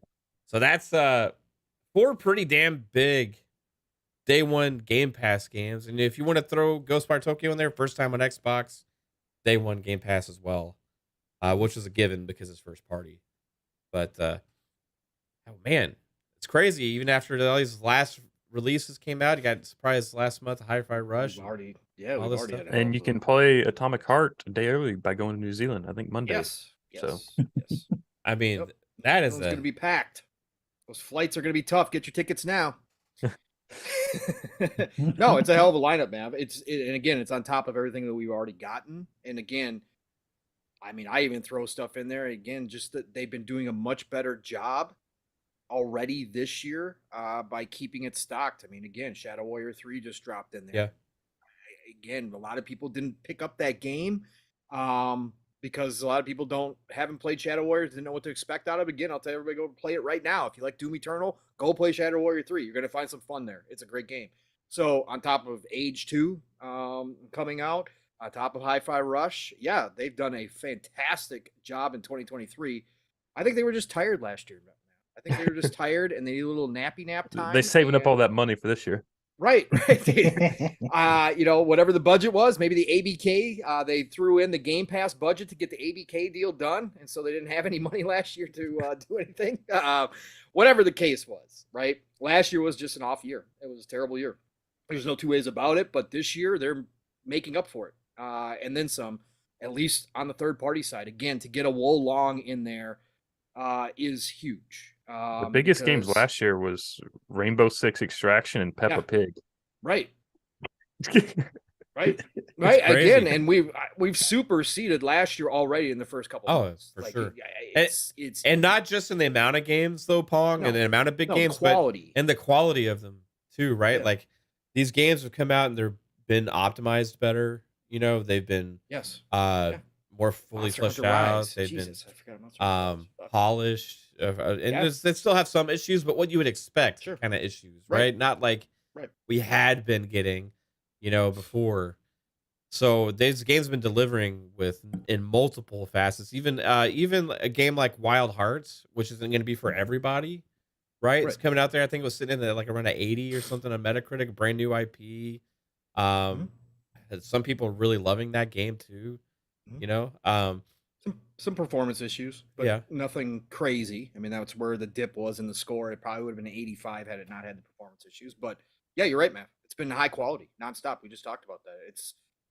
It feels like the industry as a whole is now past the pandemic. Yeah. Right? It feels like they're finally past that point, and all these titles that were delayed for the past couple years that are now coming out in 2023, and that's why 2023 is loaded, are at a different bar than the ones that we did kind of get pushed out or forced out when everybody was working from home and all that kind of stuff, and there was a lot of issues. It seems like this batch, throw in their Hogwarts Legacy, obviously, again, Jesus, going to be one of the biggest games of the year, if not the biggest game. It's crazy. It's insane.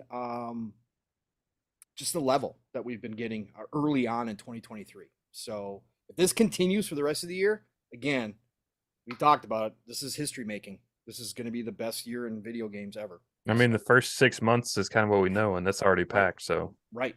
It's insane. I can't wait to find out what's all slated for the second half. Nothing. It'll be up Air Wasteland. Just like no games at all. Released. After June 30th, nothing exists. Yeah. Everybody shows up to E3 and is like, let's talk about 2024. Everybody. That'd be insane. Aliens finally invade, so world's over. Right. We'll get that. We'll get whatever that Call of Duty new new game is. We'll get Spider-Man 2 and we'll get that. Yeah, that's it. Nothing else. Yeah, that would suck. Well, look at it this way: if there's no new games for the second half, then that gives time for people to catch up on their backlog. So sure, there's no catch up on backlogs. Fuzzy, come on, it's a library now. It's not a backlog. It's a library. gotta go decide what game you want to pull out today. This was a game I acquired early 2023. Shout out to Vintage copy.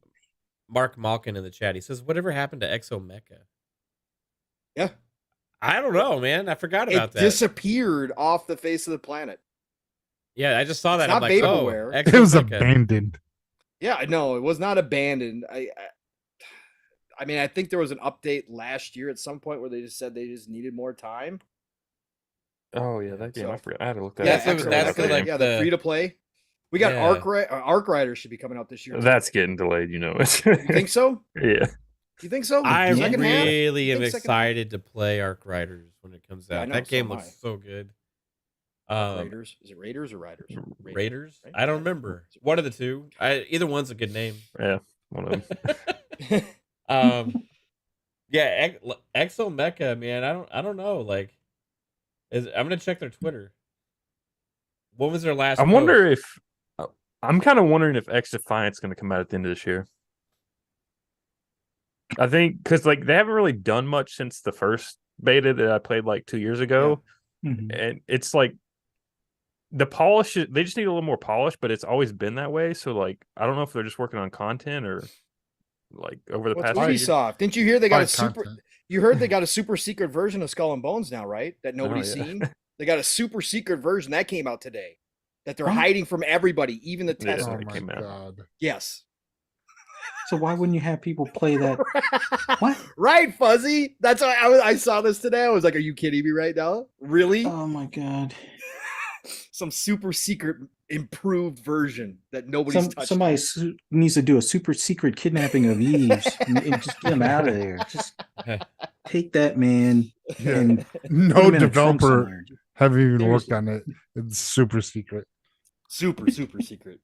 So The Skull and Bones 2. They're just going to skip Already? the first one. the last It's the sequel. the last post on Twitter made by Exomecha was in March of 2022. Oof. And it just says, "Beware clashing mechs, Exomecha, hashtag Xbox, hashtag PC, hashtag FPS, hashtag free to play." And that's it. What engine was that? What engine was that on? I think it was You know? Unreal 4. So Yeah. they might be moving to Unreal 5, So just like everybody else. on that What same happened to day, Doki Doki or on yeah, that Doki V. Yeah. Doki V? That's what it was. Yeah, Doki V.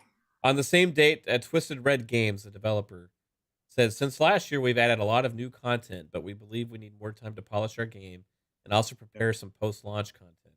This extra time will let us realize our vision and meet your highest That's fine. expectations. We will announce our release date as soon as we can. Thank you for understanding." But it's been almost a year since then. Yeah.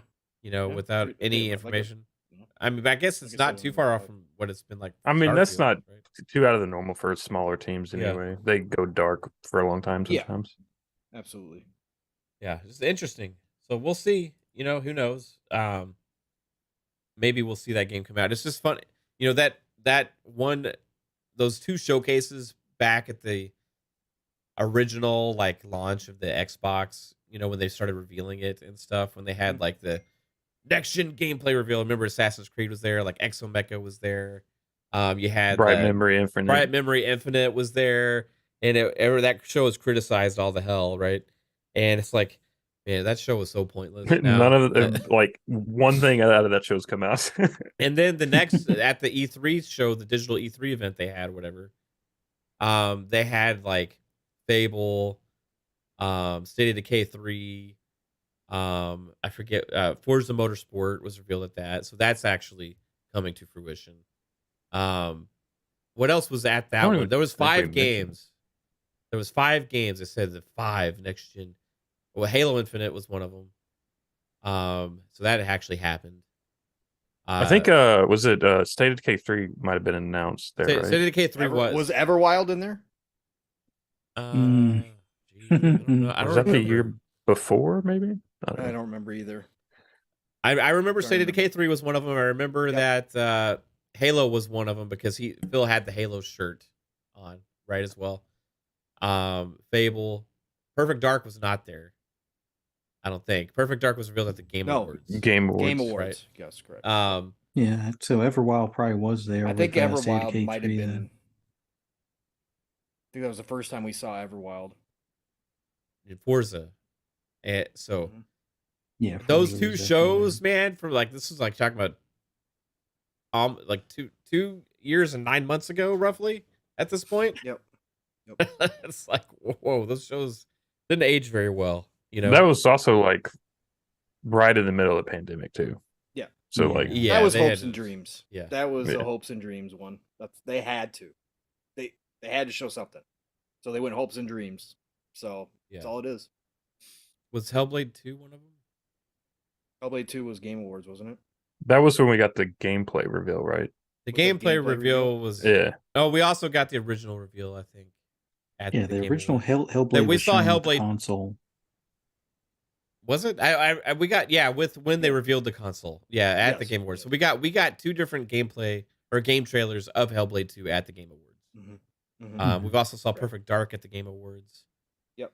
Last year we didn't see anything from Xbox at the Game Awards. But, KY Bob, member 18 months. Appreciate you, Bob. What's up, dude? How you doing? The show is fire. Hit that like button. Fire! Dude. Yeah, bro. But shit. Valheim. I don't even really. What can somebody explain to me what is Valheim? It's just a craft Survival. survival game. Yeah. Yeah. It's like Like Build a Build house. your stuff. It's Is it like 2D or is it tribes like- it's like Tribes of Midgard. It's like Tribes. Of I mean it's Viking theme, but it's Yeah. like it's so. more Is I it would top say- down like Tribes? No. It's third No. third third person, right? third or Third first. person? I don't know. I don't remember. It's been a while Okay. since I played it. But you never just chop touched down it. trees, build a house, hunt deer, and there's Yep. like a mystery you try to solve on the island. Is it janky? There's PvP, right? It's a little jank. You can, yeah. There's PvP if you join a PvP server. I think. Okay. Okay. So they But I don't just have played it naturally? solo and built a house, and I was bored and quit the game. I just know it was Okay. a very popular game on PC for Yeah. a while. Like Yeah. it kind of took. And they're gonna have over. crossplay, which is cool. So It's kind of like Ark, but you don't capture and tame the animals. You just survive and fight people. like multiplayer fight people or just like NPCs. you can join Just those on an servers. island, just island. on a big island. Yeah, So there's other like it isn't multiplayer is what I'm asking. Like yeah. You can be, or you can do it solo. Either you just join a Okay. server and got it. Okay, so it's one of the server games. Yes. Yes. Got it. Okay. Wolong, that's kind of like a Souls like-ish style Ninja Gaiden-ish kind of thing. Do we think that game's gonna do well? Or is it gonna kind of when does that come out? March, late March. Are we talking about Wolong or Liza P? Wolong? Wolong. Wolong. Yeah. Wolong's March. Is it They had the I think it's beginning of March? beta. Isn't it? is it March? I don't know. It's early March. I think it's early March. If I remember correctly. I'm wondering because there's like Souls fans are pretty picky, right? What was the response on the demo? I played it. It was kind of cool, you know. People really liked it. And Yeah. the buzz March around it right 3rd. now, people have tried it. The third, yeah, that's what I thought it was early. People that have been playing it, have had a chance to go play it again, are saying that it's very, very good. And there's a lot of Souls people that are excited for this. So, it could do really well, especially since Elden Ring doesn't have any DLC yet. I think a lot of people are going to jump into Wolong and give it. I'm kind of the opposite. I kind of feel like it's going to be kind of like Hogwarts is going to be the Elden Ring where everyone's still talking about it, like yeah, right now, and then Sure. it's this is going to be Wolong's going to be kind of like Horizon. the zombie game that came out last year, Oh. the second one. I can't fucking think Oh, of you it. think Dying Dying Light. Light too? Where it's kind of overshadowed. Like there's a few people Mhm. that jump in, but Harry Potter's still getting all the talk, so no one's Sure. really kind of talking about Wolong. Just Now, gets is it- overshadowed. it's just on Xbox, or is it going to be a multi-plat and in It's Game multi-plat. Pass? It's Multi-plat in Game Pass. Yep. Okay. I think it could do well. I think it could do a little bit better. It'll be a break for people to get away from Hogwarts a little bit. I agree, Jasper, that the hype for Hogwarts is still going to be there. I'm not saying that Wolong is going to blow up or anything, but I'm saying I think it's going to do decent. I think it's going to do pretty well. Because again, the buzz around it has been pretty fun. I just feel like lately though, no one's talked about it. Everyone's like talked Yeah. about like the next big thing coming out is like Atomic Heart, and I feel like that's kind of where the Yeah. word's going right now. It's what have you done for me lately? Yeah, I wonder if Atomic Heart's gonna hit. You know, is it going to be that big surprise, or is it going to be, you know, oh, cool. ACG was excited enough to put out a tweet today to say, "Get ready for my review next week." So we'll see. I think they pull it off. I think Munfish pulls this off. I don't. Yeah. I'm not saying 90 at all, but I certainly think that this could be a mid 80 game for sure.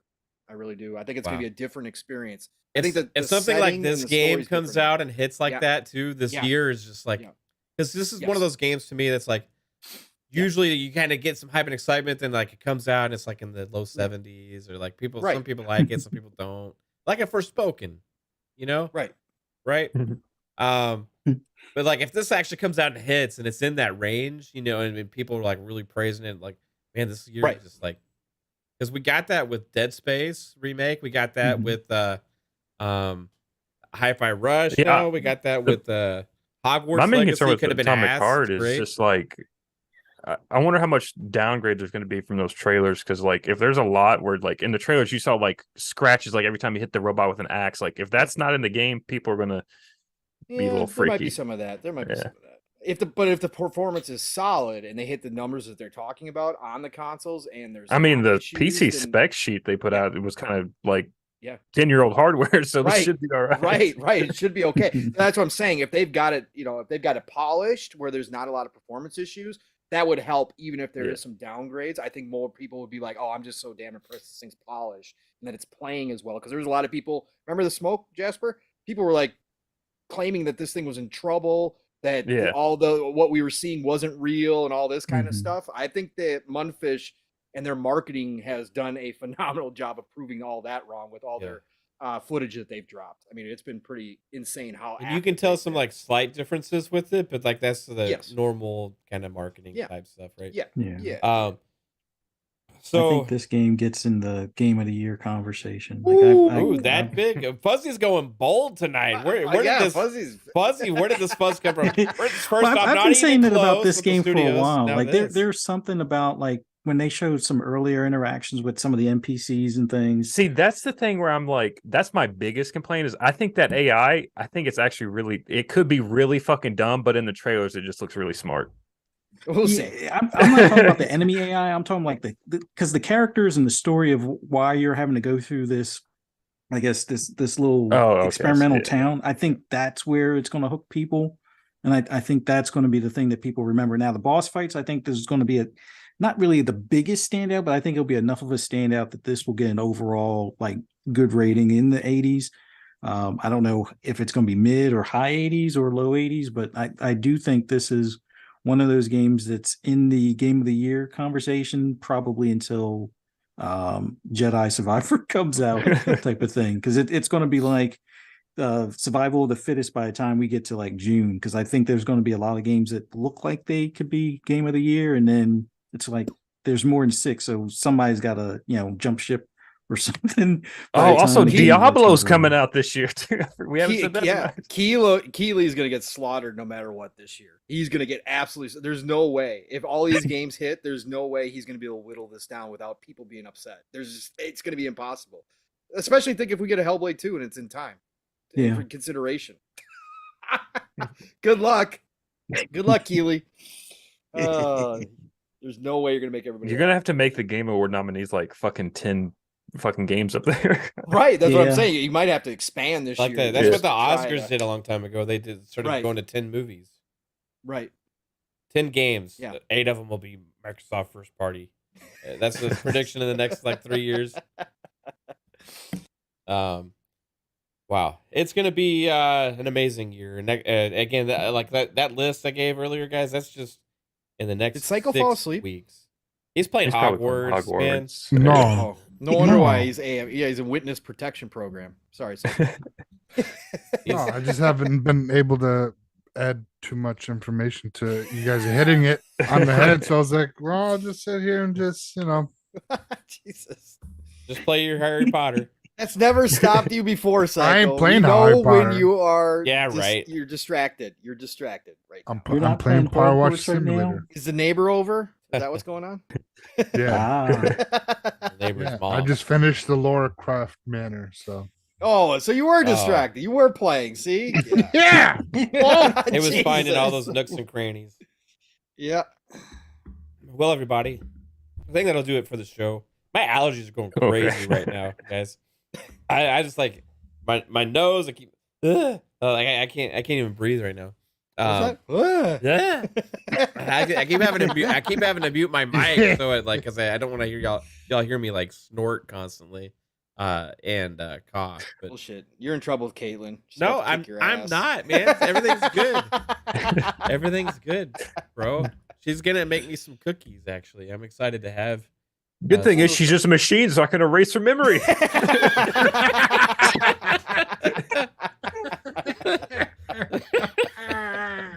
Oh fuck. She's probably sitting on the couch right now. That motherfucker. Jason Max says, "Let's go until midnight." Yeah. Yeah. Man. It's 2 minutes. For you. For you. But hey, we had an awesome turnout tonight. Everybody here hanging out. Thank you all for the great conversations in the chat. You all rock. A lot of new names here tonight too on this episode of Xbox Ultimate. So appreciate you guys being here, and we're gonna have some fun with more shows coming this next week with FSP on Mondays and Thursday PM in the PM, Friday Xbox Ultimate. But let's get this amazing panel out of here. Besides power washing Laura Croft's Manor Psycho, where can everybody find you, bro? Thanks everybody for coming out tonight. Great to see new faces. It's always great to see that, and it's always fun being on the show with you guys. Sorry, I didn't have much to put into tonight's episode, but we had great conversations nonetheless. But you guys can find me everywhere at social media, Psychonauts8, and you can find me on Xbox, playing some games or watching a movie or some shit. So, thanks everybody. Right on, bro. Have a good one, man.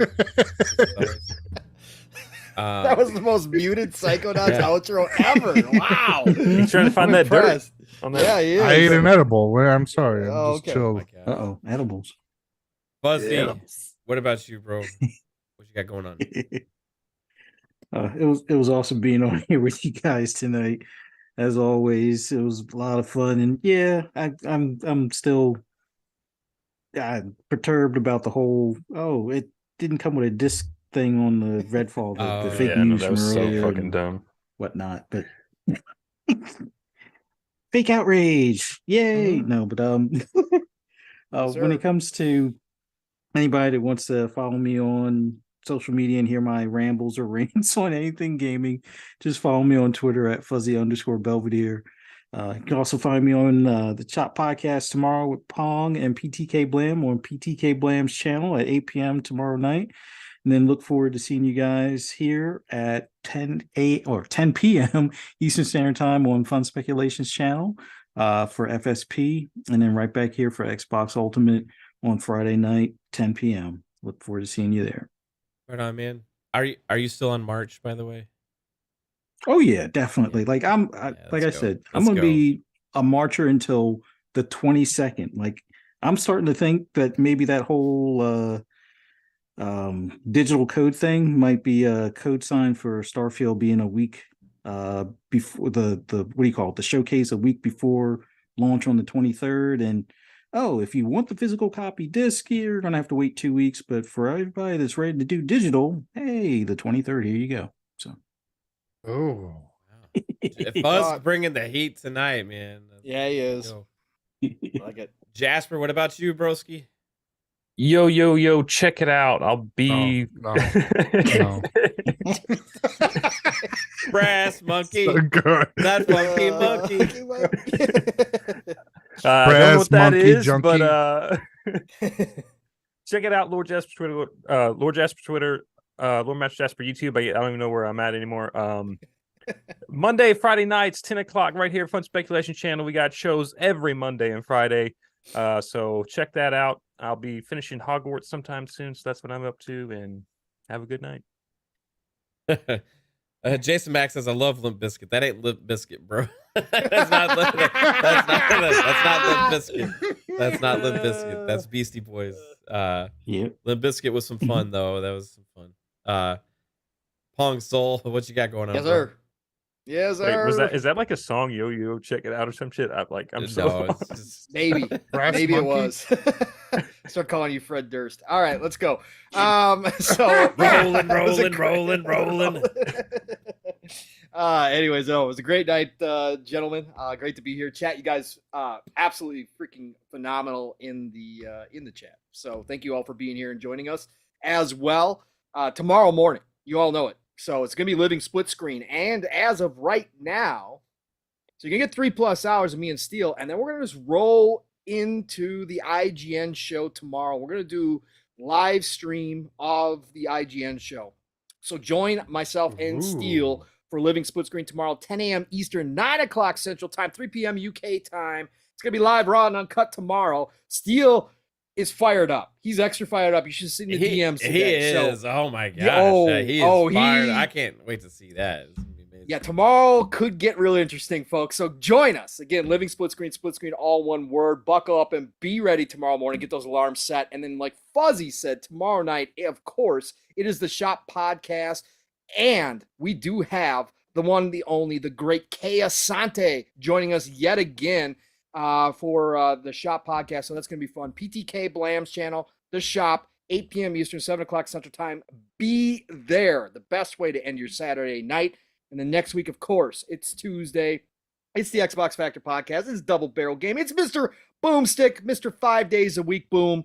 You got to be there on Tuesdays, though, 12 p.m. Eastern, 11 o'clock Central Time for the Xbox Factor, where it's all good things green. And then, of course, Thursday nights, it's PM in the PM Pong and Mav in the PM. We went 4 hours. We didn't live in split screen last night, which was crazy because Mav and I had no idea that's what was going to happen. But we're having a great time on Thursday nights. We have guests from time to time. Otherwise, it's me and Mav. Got a great community building there as well. So join us every Thursday night, 7 p.m. Eastern, 6 o'clock Central Time, and then back here for Fridays for Xbox Ultimate next week. Hey, everybody, it's the golden age of gaming.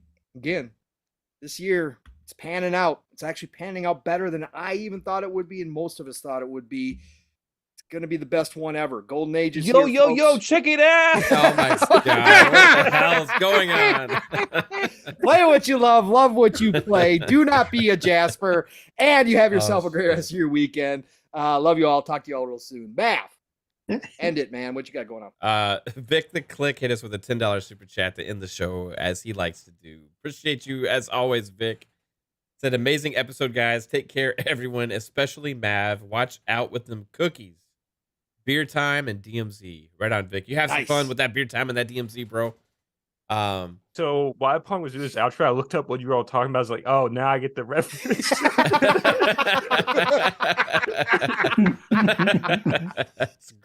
The kids these days. Oh man. Jesus. So yeah, we had a lot of fun on PM in the PM last night. Shout out to our sponsor again. Manscaped.com for sponsoring. Max goes, I love Papa Roach. I think he's just throwing out random things. I love Papa Roach. Oh, geez. What was the... he's going to be like, I love Smash Mouth. Yeah, oh, Jesus. In two pieces. This is my last resort. Suffocation. No breathing. No breathing. Yeah. Don't give a fuck if I caught if you're breathing. Yeah. Right on. Psycho just woke up, everybody. We're gonna go. Let's go. We got more show to do. Yeah. Oh, yeah. Yeah. I'm ready. Uppers and downers. Here we go. We had fun. Shout out to our sponsor again, Manscaped.com. We had fun on PM in the PM last night. Pong demoed the razor last night. It was the fun. Beard trimmer. So remember, guys, get the code code Fun Speculation will give you 20% off and free shipping at Manscaped.com for whatever you order. And that beard hedge is pretty damn nice. So check it out. Oh, it's awesome. Great and quality. I hope you all have a good one, guys. Thank you for tuning in. Peace out. Laters. Later. Hi, everybody. Yo, check it. All right. Bye.